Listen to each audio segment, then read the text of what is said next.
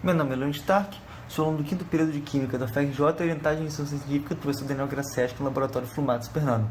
Apresentarei o projeto de pesquisa sobre fotoeletrocatálise da água com materiais 2D.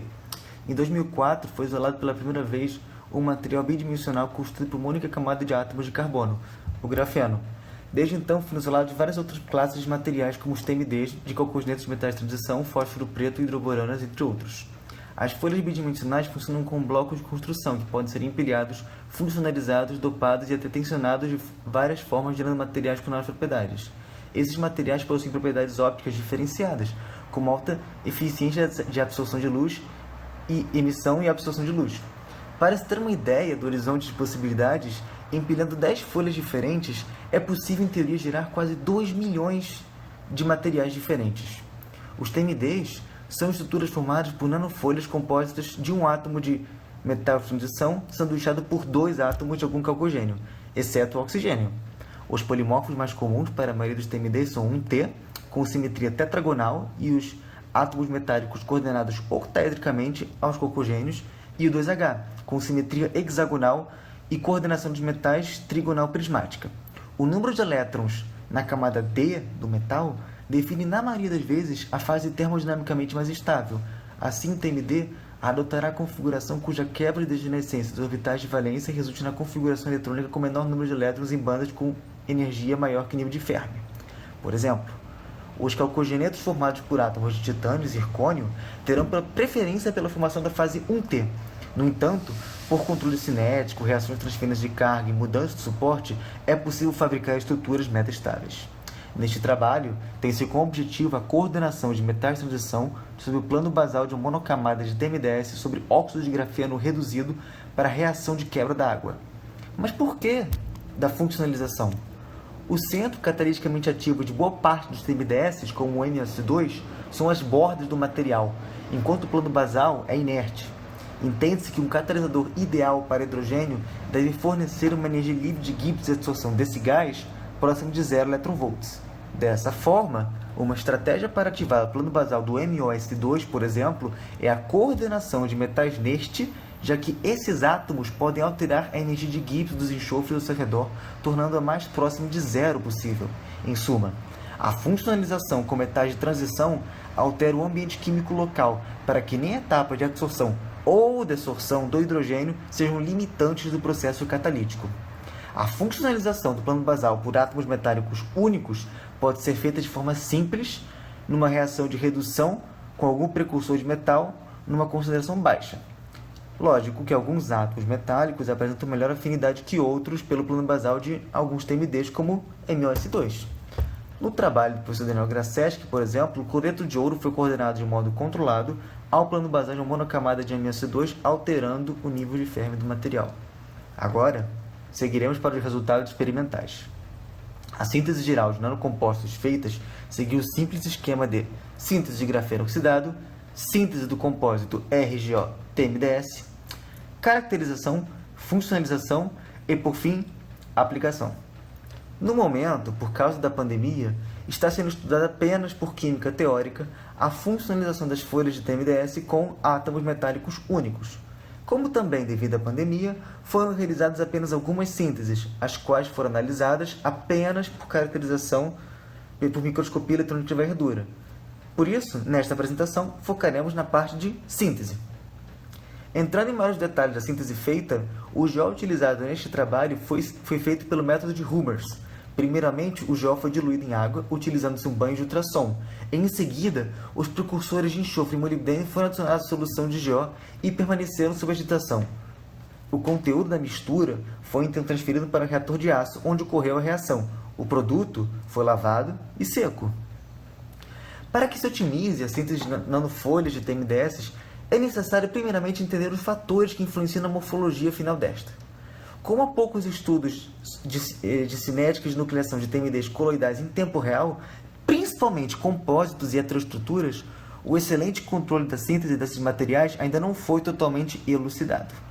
No entanto, é possível observar algumas relações claras entre a morfologia final de cristais bidimensionais e variáveis como temperatura, concentração inicial de precursores, tipo de precursor, quantidade de agente e tipo de agente estabilizante empregado, entre outras. Numa síntese clássica de nanopartículas homogênea, é possível dividir o processo de formação em 5 etapas. A etapa 1 consiste na formação de monômeros e dependerá principalmente da condição de supersaturação da solução. Em todas as etapas, a energia livre de Gibbs total é resultante da soma da energia livre superficial, sempre positiva, e energia livre de transformação, sempre negativa. Como à medida que uma nanopartícula cresce, o volume desta cresce em uma taxa maior a sua área, a partir de um momento, a variação de energia livre de Gibbs total será negativa. Assim, na etapa 2, clusters instáveis são formados até atingir um tamanho crítico. Na etapa 3, então, crescem de forma irreversível e na etapa 4, eles crescem controlados por variáveis cinéticas. Por fim, na etapa 5, as nanopartículas doravante formadas se aglomeram dependendo de interações eletrostáticas, químicas e estéricas. Um fator capaz de resultar no polimorfismo registrado nas etapas 1 e 2 do esquema geral de nucleação de nanopartículas mostrado anteriormente é a concentração inicial de monômeros na solução-mãe. Para exemplificar essa relação, no trabalho de Dong-Won Ryong foi feita uma síntese de sulfeto de titânio, zircônio, áfnio, usando 2 precursores distintos de sulfeto. Enquanto o reagente com cinéticas de decomposição mais rápida gerou nanodiscos pequenos em multicamada, o reagente com cinéticas de decomposição mais lenta gerou monocamadas com maiores tamanhos laterais. A natureza fortemente anisotrópica dos TMDs é de suma importância, e neste trabalho, o autor sintetizou cristais de disulfeto de zircônio e observou-se o aumento lateral destes junto do aumento do tempo de reação. No entanto, não houve aumento vertical destes mesmos cristais. A energia de superfície do plano basal e lateral destes cristais foram calculadas e confirmaram a sua natureza anisotrópica. Tendo-se em vista a natureza anisotrópica das nanofolhas, como diria Gibbs, o formato de um cristal é determinado pela minimização da energia total de superfície. Assim, o emprego de agentes estabilizantes apropriados pode mudar a energia das diferentes superfícies da nanofolha e promover o crescimento preferencial.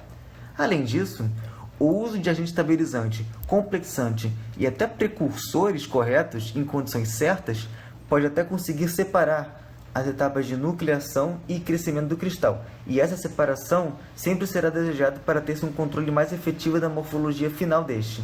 Alguns ligantes podem levar ao crescimento anisotrópico de folhas 2D. No entanto, o uso de estabilizantes tem como consequência uma série de fenômenos, e muitos deles ainda não estão completamente claros.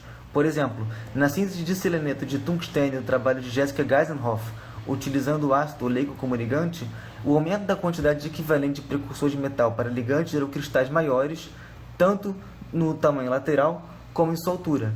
Assim, esse ligante para essa síntese favorece o crescimento isotrópico, já que neste caso o fator mais importante é a separação da nucleação e crescimento de cristais. É importante ressaltar que o experimento datado pelo autor foi feito por injeção a quente. A separação das etapas de nucleação e crescimento pode ser usada na síntese de nanomateriais de superfícies como o grafeno. No trabalho de Juarez da Silva sobre células cristalinas de MoS2 de vários tamanhos sobre o grafeno, conclui-se que absorvem mais intensamente na superfície do grafeno MoS2 células de MoS2 cristalinas menores, correspondentes aos estágios iniciais de nucleação deste. Assim, uma condição maior de supersaturação geraria mais núcleos de crescimento na superfície e dificultaria a discriminação da nucleação para crescimento. Uma vez formadas, as nanofolhas se aglomerarão para diminuir a sua energia superficial pelo mecanismo de Oswald-Rippling, formando estruturas maiores conhecidas como nanoflores. Com o uso do agente estabilizante correto em certa quantidade, é possível evitar essa aglomeração. No entanto, alguns autores já demonstraram uma relação direta entre a cinética de nucleação e formação de nanoflores. A formação de nanoflores, nesses casos, é explicada pelo fato da nucleação mais rápida gerar regiões densas em cristais onde juntam-se radialmente nanofolhas como pétalas. Já foram relatados nanoflores de sulfeto de vanádio ocas, questionando essa tese, mostrando que o mecanismo de formação destas estruturas envolve outras variáveis desconhecidas. Temos, então, as condições nas quais foram realizadas as sínteses. Foi realizada uma síntese numa temperatura menor, no entanto, ela não resultou em nenhum precipitado. Isso provavelmente ocorreu porque a temperatura utilizada não foi suficiente para fornecer a energia de ativação necessária para que os reagentes formassem os monômeros de MoS2. Observe pelas imagens de microscopia eletrônica de varredura das sínteses que eu fiz, que as folhas de GO sintetizadas aparentam, em sua maioria, serem constituídas por camadas finas com tamanhos laterais variando de 30 a 100 micrômetros.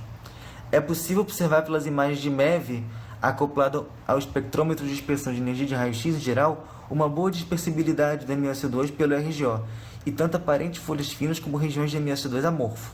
Foi utilizado o maior tempo de reação necessário com isso na literatura, 24 horas, para que os cristais crescessem lateralmente de forma anisotrópica, como já elucidado anteriormente. Como já citado também, folhas menores interagem mais fortemente com grafeno. Assim, como foi usado tiacetamida em excesso, a solução-mãe apresentava uma alta condição de supersaturação e portanto, ocorreu uma formação inicial de um grande número de núcleos. Estes cresceram na solução e formaram cristais amorfos que aglomeraram-se posteriormente no RGO, formando as regiões amorfas. O fato de ter sido usado um dos reagentes em excesso justifica ser encontradas regiões amorfas, mas não explica aparentes folhas finas de grande tamanho lateral sobre a RGO.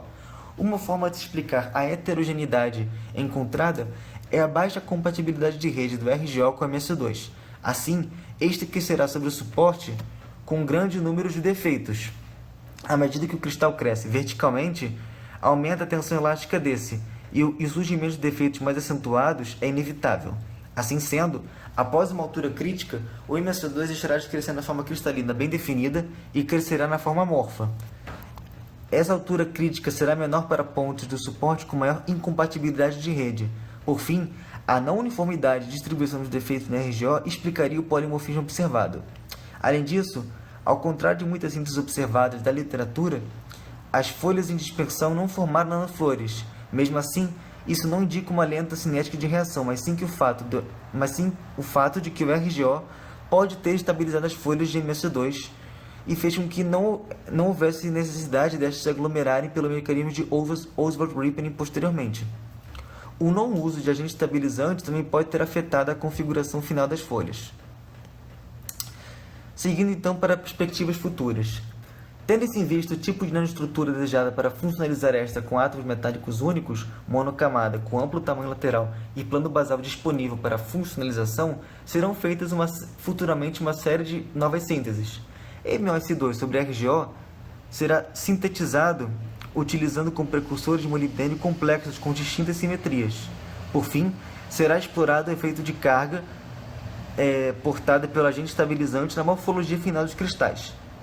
Todas as reações terão suas respectivas variáveis otimizadas pelo método de análise fatorial e a síntese do material, a sua caracterização e a variação da capacidade fotoeletrocatalítica serão estudados de forma dinâmica de modo que se otimize as condições finais de reação.